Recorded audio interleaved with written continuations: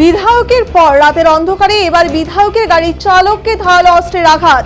মানিকচকের বিধায়ক সাবিত্রী মিত্রর গাড়ির ওপর হামলার 2 সপ্তাহ কাটতে না কাটতেই এবারে সাবিত্রী মিত্রর গাড়ির চালকের ওপর হামলা চালালো দুষ্কৃতীরা। ঘটনাটি ঘটেছে শনিবার রাত 2:30টা নাগাদ পুরাতন মালদার নারায়ণপুর বিএসএফ ক্যাম্পের ব্লক গেটের সামনে। ঘটনার খবর পেয়ে ঘটনাস্থলে পুলিশ পৌঁছে গোটা ঘটনা তদন্ত শুরু করেছে। জানা গিয়েছে সাবিত্রী মিত্রর গাড়ির চালক অনুপ তার পরিবার নিয়ে বিয়ে বাড়ি থেকে নেমন্তন্ন রক্ষা করে ফিরছিলেন। বাড়ির সকলে এগিয়ে গেলেও পুরাতন মালদা ব্লক গেটের সামনে চালক অনুপ সাহা দেখতে পান 3-4 জন দুষ্কৃতী মুখ বেঁধে রয়েছে। সেই দৃশ্য দেখে চালক ওই দুষ্কৃতীদের ক্যামেরা বন্দি করতে গেলে 3 দুষ্কৃতী তার উপর ঝাঁপিয়ে পড়ে এবং এলোপাথারিভাবে তাকে চাকু দিয়ে কোপাতে থাকে। সে আহত হয়ে চিৎকার চেঁচামেচি করলে দুষ্কৃতীরা পালিয়ে যায়। পরবর্তীতে চিৎকারের আওয়াজ শুনে তার স্ত্রী সহ পরিবারের লোকজন এসে রক্তাক্ত অবস্থায় উদ্ধার করে মৌলপুর হাসপাতালে পাঠানো হয়। বর্তমানে সে আহত অবস্থায় বাড়িতে রয়েছে। তবে এই ঘটনার জেরে গোটা এলাকায় আতঙ্ক ছড়িয়ে পড়েছে। ঘটনার খবর পেয়ে সকালে ছুটে আসে মালদা থানার পুলিশ।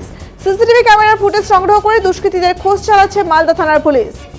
আহত অনুপ সাহা বলেন, কে বা কারা কি কারণে ভোরবেলা মুখ ঢেকে ওখানে ঘোরাঘুরি করছিল তিনি ঠিক সেটা বুঝতে পারেননি।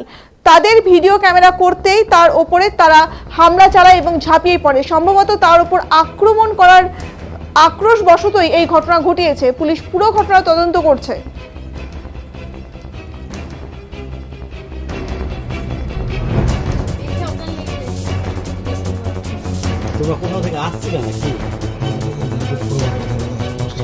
আমি ফ্যামিলি নিয়ে বিয়ে বাড়ি থেকে আসছিলাম। হঠাৎ করে দেখি 3-4 জন বারবার ঘোরাঘুরি করে NH-34-এর সামনে, আমাদের মালদা ব্লকের সামনে। আমি ওকে জিজ্ঞাসা করতে গেলাম, ভাই এত রাত থেকে কি করছিস? ওরা মুখ ঢেকেছিল, জানি না কি কারণে ওরা কেন ঘোরাঘুরি করছিল সেটা আমি বলতে পারবো না। আমি জিজ্ঞাসা করতে যাই, ওরা আমাকে পিছন থেকে 2-4 জন মিলে এসে ফ্যামিলিকে আমি বললাম তুমি এগো আমি যাচ্ছি, পিছন থেকে চাকু বের করে আমার পিছনে বারবার ওয়ার করতে লাগলো। তারপরে আমি ওখান থেকে সঙ্গে সঙ্গে কোনো রকম ওখান থেকে তুলে পালাই আমি ওই অবস্থায়। তারপরে আমি প্রশাসনকে ফোন করি, প্রশাসন আমাকে আসলো, এসে উদ্ধার করলো। থানায় গেলাম, থানায় যেয়ে হসপিটাল নিয়ে গেল মলপুর থেকে আমাকে নিয়ে গেল আমাদের সদর হসপিটালে। ওখান থেকে আমাকে কালকে রাতে নিয়ে আসলো। আমার এত জোরে মেরেছে আমি বলতে পারছি না, বলার মতন আমার কিছু নেই। কারণ কিছু বুঝতে পারছেন আপনি? এখানে আমাদের পাড়াতে আমার মতন ছেলে, আমার সাথে কারোর শত্রুতা নেই, আমার সাথে কারোর দুশ্মনও নেই। কিন্তু কে করেছে কারা করেছে সেটা পুলিশ দেখছে তদন্ত করে। আমি ফ্যামিলি নিয়ে বিয়ে বাড়ি থেকে আসছিলাম।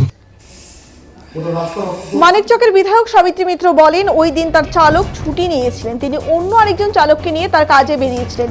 কি ঘটনা ঘটেছে সেটা তার জানা নেই, তার সাথে কারো কোনো কথাও হয়নি।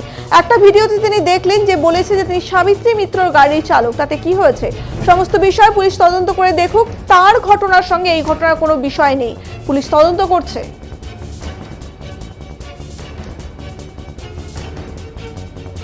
ঘটনাটা কি জন্য ঘটেছে, কি বৃত্তান্ত না বৃত্তান্ত, এটা আমার কিছু জানা নেই।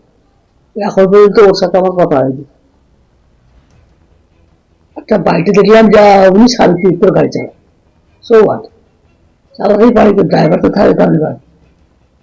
কিন্তু এই ঘটনা কি কারণে ঘটেছে, কি জন্য ঘটেছে, টোটাল ব্যাপারটা পুলিশ তদন্ত করে দেখুন। কারণ এই ঘটনাটা পুলিশ তদন্ত অলরেডি করছে এবং এটার সঙ্গে আমার মনে হয় না যে আমার ঘটনার সাথে এই ঘটনাটা মিলছে। এই চালকই তো আপনাকে বাঁচিয়েছিলেন আপনার উপর যখন হামলা করা হয়। না না, বাঁচিয়েছেন তো বটেই, ও বাঁচিয়েছে, ঠিক আছে, ড্রাইভার আছে, বাঁচাতে যাবে, নিজে বাঁচবে, আমাকে বাঁচিয়েছে। এবং ওর প্রতি যে হামলা হয়েছে সেটা নিয়েও আমি খারাপ প্রতিক্রিয়া করছি। কিন্তু এই ঘটনার সঙ্গে এই ঘটনা কোনো রিলেটেড নেই। আমি এই ব্যাপারে কিছু বলছি না, কারণ প্রশাসনিক দিক থেকে যথেষ্ট পরিমাণে টোটাল ব্যাপারটা ইনকোয়ারি করে এখনো ইনকোয়ারি চলছে। আগের ঘটনাটা, এই ঘটনার সাথে এই ঘটনার রিলেটেড আছে বলে আমি মনে করছি। কোনো কিছু দাবি করছেন প্রশাসনের কাছে? নিশ্চয়ই কোনো মানুষকে চাকু মেরে দিয়ে তার সেই ব্যাপারে তো মানে প্রশাসন নিশ্চয়ই। জেলার আইন শৃঙ্খলা কি সত্যি অবনতি হয়েছে? আমাদের জেলার কোনো আইন শৃঙ্খলা অবনতি হয়নি। এটা বারবার করে আপনাদের এই কি বলবো মিডিয়ার মাধ্যমে যেভাবে কলগুলোকে প্রেজেন্ট করা হয় অনেকগুলো আছে, তাতে করে মনে হয় যে বিশ্বাস কি চর্চা হয়েছে। এটা তো একটা এরকম রাস্তায় চলার পথে অনেক কিছু হয়। না, কেন হামলা করলো, কেন, কি কারণ? সেটা আমি কি করে বলবো? ওর কি রিলেশন, কার সাথে আছে, কি বৃত্তান্ত, ও কি একটু কাদের সাথে ওর মেশে, কি বৃত্তান্ত, তো আমার জানা নেই। আমি অত ডিটেলসে তো খবর রাখি। ওর বাড়ি ওই মাল্লা, ওর ডিউটি কালকে আসেনি, সেটা দক্ষিণ মালদা জেলা বিজেপির সাধারণ সম্পাদক অমলান ভাদুরী বলেন, সারা জেলা জুড়ে একটা অদ্ভুত পরিস্থিতি চলছে। মনে হচ্ছে জেলাটা ক্রিমিনালরা দখল করে নিয়েছে। স্বাভাবিকভাবেই পরপর ঘটনাতে গুলিতে মনে হচ্ছে সারা জেলা জুড়ে আইন শৃঙ্খলা বলে কিচ্ছু নেই, পুলিশ বলে কোনো বস্তু নেই।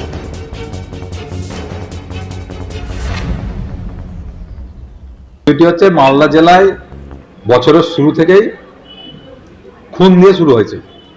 তৃণমূল নেতা বাবলা সরকার খুন হল, তারপরে তৃণমূলের অঞ্চল সভাপতির সঙ্গের লোক গুলি খেয়ে মারা গেল, পুলিশের উপরে গুলি চলল, মদের থেকে গুলি চলে মারা গেল, বোম ফেটে রতুয়ায় মারা গেল। সারা জেলা জুড়ে একটা অদ্ভুত পরিস্থিতি চলছে। মনে হচ্ছে জেলাটা ক্রিমিনালরা দখল করে নিয়েছে, এত বোম অস্ত্র ভর্তি। তারপরে সাবিত্রী মিত্রের গাড়িতে হামলা হলো। গতকাল রাত্রে সাবিত্রী মিত্রের ড্রাইভারকে অজ্ঞাত পরিচয় কিছুজন মিলে প্রচণ্ডভাবে মারধর করেছে, পিঠে হাসুয়ার কোপ মেরেছে। সে হঠাৎ এখন বাড়িতে আছে। স্বাভাবিকভাবেই মানে এই পরপর ধারাবাহিক ঘটনাগুলোতে মনে হচ্ছে সারা জেলা জুড়ে ল অ্যান্ড অর্ডার বলে কিছু নেই, পুলিশ বলে কোনো বস্তু নেই। গোটা জেলাটা ক্রিমিনালদের দখলে চলে গেছে।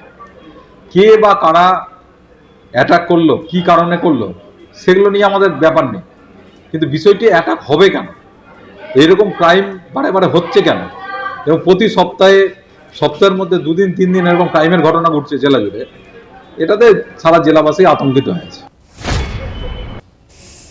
ওটা রাস্তা সিট ভিজে গেছিলাম না, সিটে জায়গা নেই বসা আছে, আমাকে বললাম ওরা একটু ধৈর্য ধরে একটু বসো, তাহলে ঠিক থাকবে। যত হাঁটো তত হাঁটার কথা না, রক্ত পরে মরে যাবো না, ওরা কি হবে তুমি কিন্তু চাকু মেরে চলেছে, ভিডিও আছে, ফুটেজ দেখাচ্ছে, আমি তাও যে না বিশ্বাস করে কি বলবো আর তুমি।